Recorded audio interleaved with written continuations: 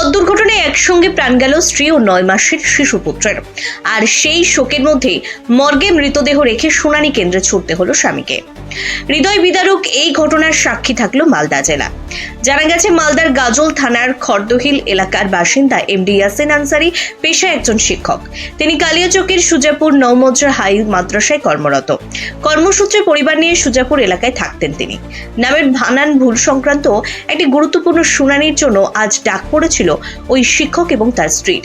সেই শুনানিতে যোগ দিতে গতকাল রাতে স্ত্রী হালিমা খাতুন এবং মাত্র 9 মাসের পুত্র সন্তান আরিফ হাসানকে নিয়ে বাস ধরার উদ্দেশ্যে টোটো করে আমবাজারের দিকে রওনা দেন তারা। কিন্তু পথে ঘটে যায় মর্মান্তিক দুর্ঘটনা। সুস্তানি এলাকায় নিয়ন্ত্রণ হারিয়ে উল্টে যায় টোটোটি। ঘটনাস্থলে মৃত্যু হয় স্ত্রী হালিমা খাতুনের। গুরুতর আহত অবস্থায় শিশুপুত্রকে হাসপাতালে নিয়ে যাওয়া হলে সেখানেই তার মৃত্যু হয়। একদিকে স্ত্রী ও সন্তানের মৃত্যুতে ভেঙে পড়ার স্বামী, অন্যদিকে জরুরি শুনানির চাপ। এই কঠিন পরিস্থিতিতে মা ও ছেলের মৃতদেহ মালদা মেডিকেল কলেজ হাসপাতালের মর্গে রেখে আজ শুনানি কেন্দ্রে ছুটতে হয় তাকে। এই হৃদয় বিদারক ঘটনা ইতিমধ্যে এলাকায় শোকের ছায়া ফেলেছে। স্থানীয়দের প্রশ্ন, প্রশাসনিক প্রক্রিয়ার চাপে কি কখনো কখনো মানবিকতার জায়গা হারিয়ে যাচ্ছে? মালদা থেকে হরেন চৌধুরী রিপোর্ট, বাংলার কথা। আজকে হিয়ারিং এ উপস্থিত হওয়ার জন্য কালকে বের হয়েছিল টোটো থেকে। মানে ওদের বাড়ি হচ্ছে খড়দৌল গাজল, ওরা থাকে কর্মক্ষেত্রে সূর্যাপুরে। ওরা বাস ধরার জন্য সূর্যাপুর থেকে মালদা আসছিল, মানে মালদা বাস স্ট্যান্ড বাস ধরার জন্য।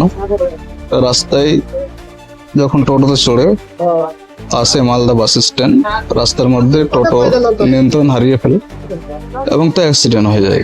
বর্তমানে উনি হিয়ারিং আছেন, আমি এখানে হসপিটালে আছি। হসপিটালে কালকে থেকে অপেক্ষা করে আছি, এখনো বডি ক্লাইম করতে পারিনি, এখনো পোস্টমর্টম হয়নি, এখনো অপেক্ষায় আছে, এখনো বডি পাইনি। আমার নাম আব্দুর রহমান আনসারি। আমার বোন হয়। দেহ তো এখন মর্গে হসপিটালে আছে, পোস্টমর্টমের জন্য অপেক্ষায়। আর ওনার স্বামী তো এখন মানে গাজলে গেছে হেয়ারিং এর জন্য। এসআইআর হেয়ারিং ছিল, তো কালকে আসছিল, রাস্তাতে অ্যাক্সিডেন্ট হয়েছে। তো দেহটা এখানেই আছে, আর ও হসপিটালে ছেড়ে